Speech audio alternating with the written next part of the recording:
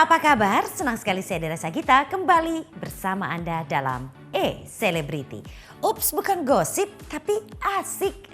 Kita akan ngobrol yang asik-asik, namun di awal kita akan buka dengan kisah dari musibah penusukan yang dialami oleh Syekh Ali Jaber. Nah, semuanya sudah tahu lah ya, musibah tersebut kemudian berujung pada proses hukum terhadap pelakunya. Namun katanya sih Syekh Ali Jaber ini memaafkan pelaku. Bagaimana beritanya? Nanti kita akan cari tahu. Kemudian ada lagi kisah dari Dik Doang. Nah, ini dia menyusul ya gugatan dan juga sengketa atas kandang jurang ya. Nah, ini katanya Dik Doang menyatakan pasrah dan kemudian juga tunduk terhadap proses hukum. Seperti apa beritanya? Ini dia.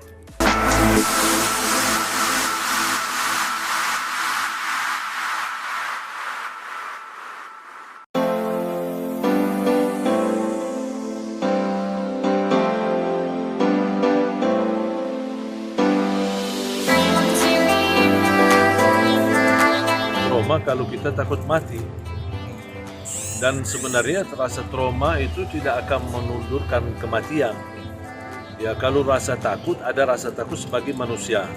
Ya, manusia kita kan wajar kalau ada rasa takut, tapi jangan berlebih-lebihan. Rasa takut yang menghambatkan kita beraktivitas. Rasa takut seolah-olah kita bisa terhindar dari kematian. Kalau sudah ditetapkan oleh Allah kematian, ya habis umur, tidak mungkin bisa kemana-mana.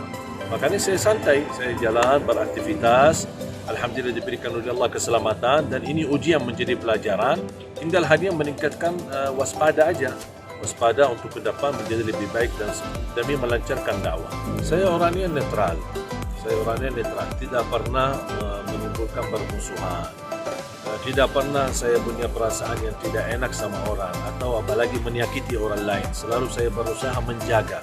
Mungkin ada salah ketika saya berdakwah, mungkin ada salah kata, yang namanya manusia bukan sempurna. Tapi saya tidak punya musuh dimanapun, saya selalu berbuat baik, dan saya meyakini tidak semua masyarakat memiliki pandangan yang baik. Menurut saya ada orang yang suka, ada yang tidak suka. Dan ini menurut saya, bagi saya pribadi, bukan target saya. Orang suka, orang tidak suka, orang senang, tidak senang, itu bukan target saya. Target saya adalah Allah. Ridha Allah, Allah senang, Allah suka, sudah. Itu menjadi target saya. Itu yang menjadi nilai yang aku selalu cari.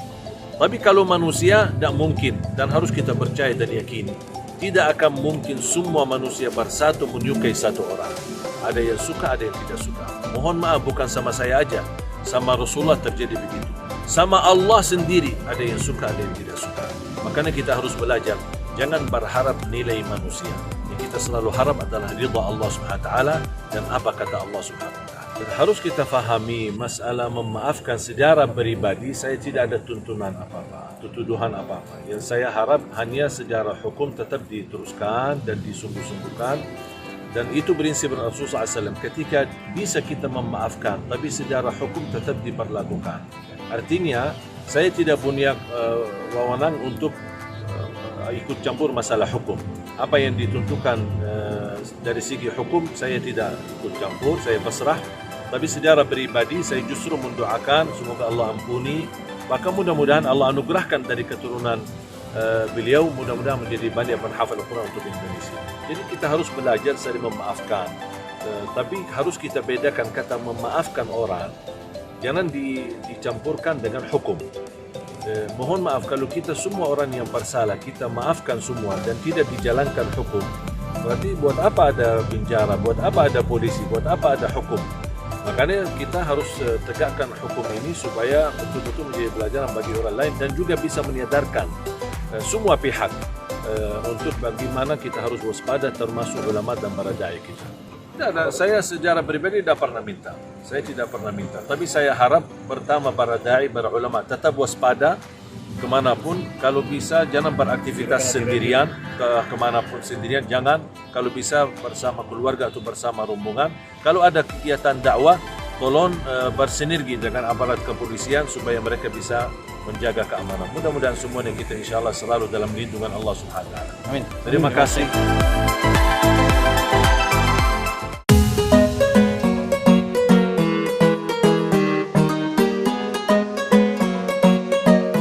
Kalau masalah itu saya pasrah aja, saya nggak punya apa-apa. Ingat nama saya Dik doang, nggak ada embel-embel. Jadi jangankan ini, saya nggak punya apa-apa. Jadi kalau orang menuntut saya, silakan, karena saya nggak punya apa-apa. Yang memperjuangkan adalah hamba-hamba Allah. Kalau saya kan cuma orang yang diamanakan. Saya ikhlas memberikan ini semua. Lalu tiba-tiba saja datang pengacara, lawyer-lawyer yang luar biasa. Saya nggak ngerti hukum, demi Allah, tapi saya cinta sama negara ini. Kalau dipanggil ke pengadilan, saya siap karena saya warga negara yang baik.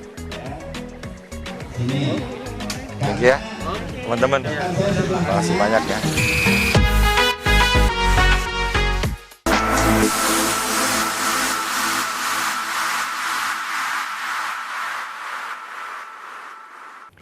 Semoga masalah kandang jurang bisa segera selesai ya dan Dik Doang mendapatkan solusi ya. Begitu juga dengan perkara dan juga kasus yang menimpa Sheikh Ali Jaber. Dan masih ada lagi cerita lainnya di E-Celebrity. Jadi tetap bersama kami di E-Celebrity.